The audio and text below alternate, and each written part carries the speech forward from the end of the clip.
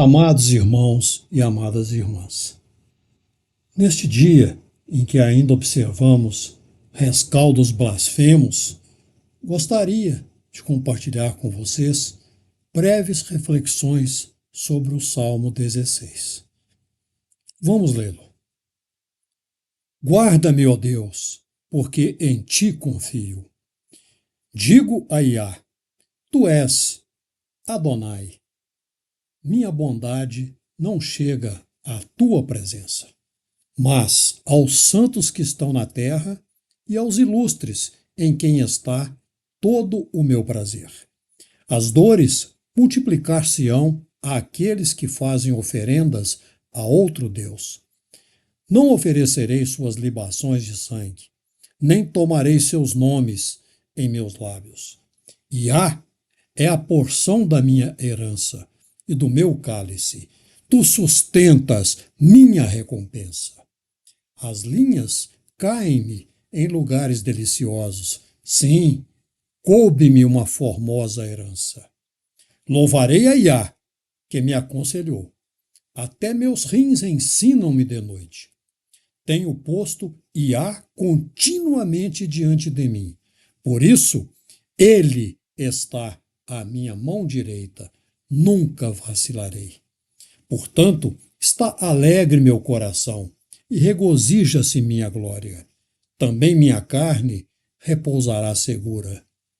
Pois não deixarás minha alma no Sheol, nem permitirás que o teu santo veja corrupção. Tu mostrar-me-ás a vereda da vida.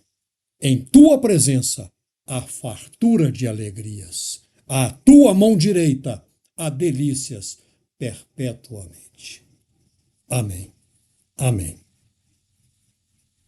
Embora o título não identifique o contexto histórico deste salmo, notamos que sua mensagem se harmoniza muito bem com a história relatada no segundo livro de Samuel, capítulo 7, e no primeiro livro de Crônicas, capítulo 17.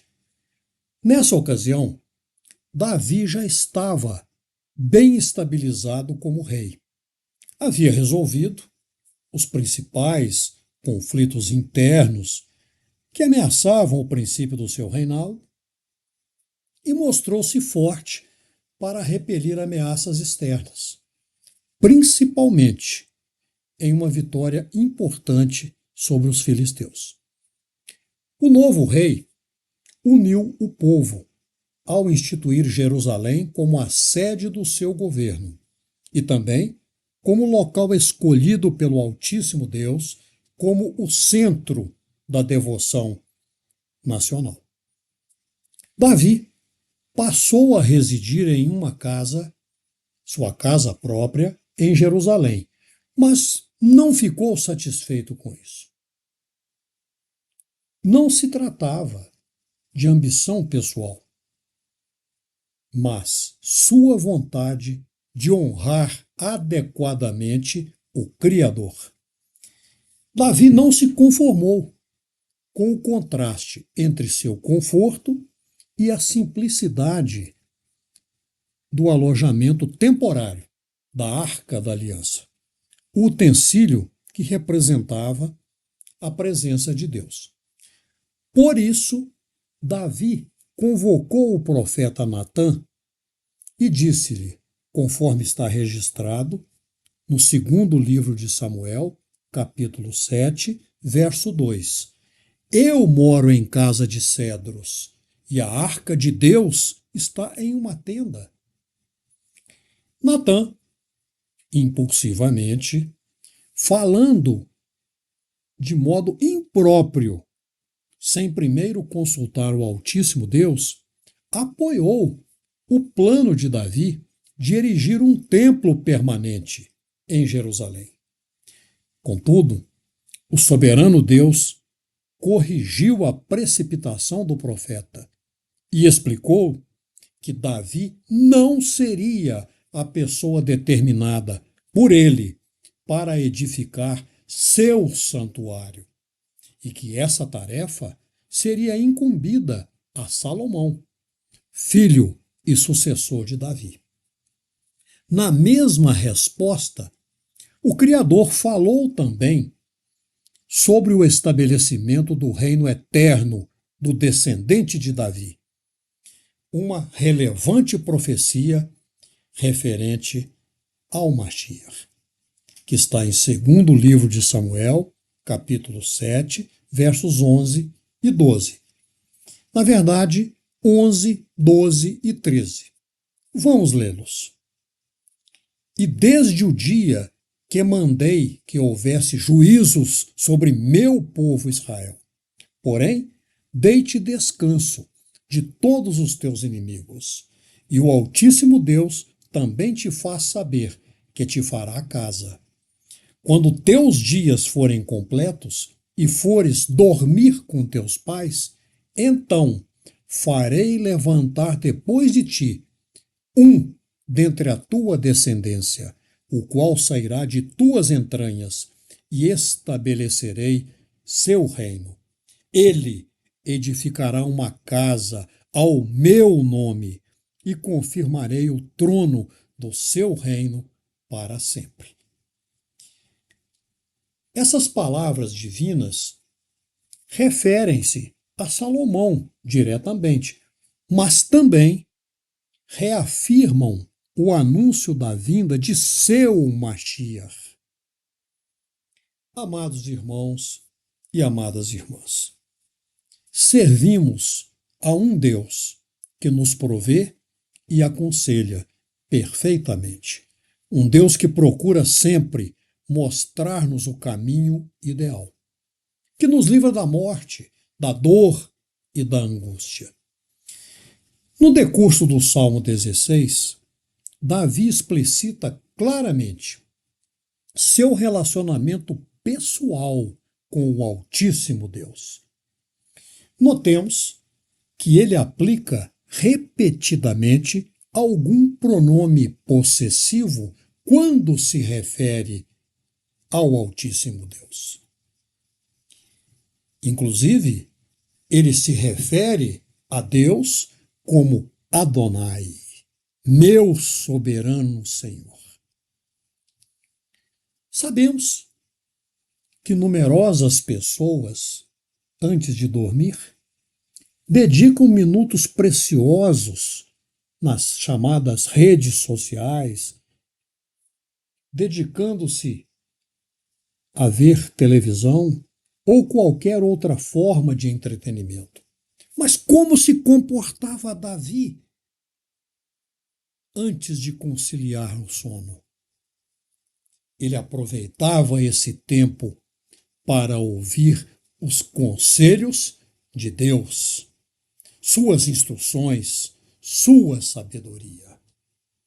Ele aconselhava-se com o Pai Celestial, porque ele é o seu, nosso maior tesouro, conforme declarado no verso 2. Digo a Iá, tu és Adonai, ou seja, meu soberano Senhor. Outro bem não possuo, senão a ti somente. Esse deveria ser o sentimento de toda pessoa verdadeiramente crente. Porém, na parte final deste Salmo 16, Davi muda o rumo do discurso. Seu foco no cuidado de Deus nesta vida desloca-se para o que ele nos proporcionará na vida eterna, a vida que vence a morte. Isso está declarado nos versos 9 e 10. A vida terrena, bem sabemos, é de longe insuficiente para que as pessoas crentes como nós se deleitem no Altíssimo Deus. Ele promete bondades e benignidades muito maiores na vida futura, que poderão ser desfrutadas toda a eternidade. Mas como poderemos aceder a essa excelsa magnanimidade, sendo que nada merecemos?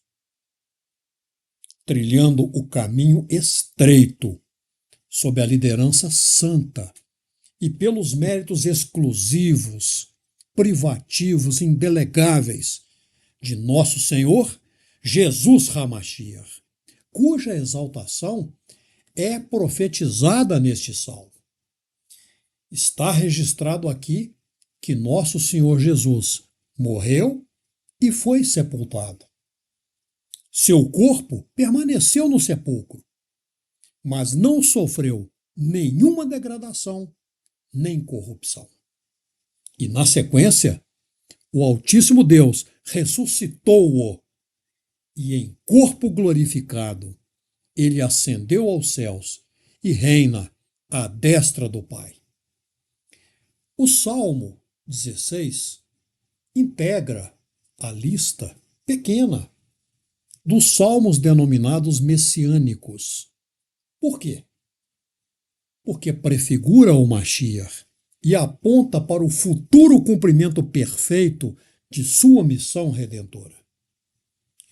Mas, em um contexto imediato, os versos deste salmo referem-se, sim, ao rei Davi e às pessoas fiéis adoradoras do único Deus vivo e verdadeiro daquela época, mas atingem seu integral e definitivo cumprimento com a vinda do Mashiach. Este é um salmo profético, no qual é enunciada a esperança, que eu chamo de certeza, de vida eterna a todas as pessoas seguidoras genuínas, como nós, de nosso Senhor Jesus Hamashiach. Pois ele haveria de ser ressuscitado em corpo incorruptível por seu Pai, nosso Pai Celestial, configurando a terminativa vitória sobre a morte. No verso final, verso 11, Davi descortina traços do cenário da eternidade futura.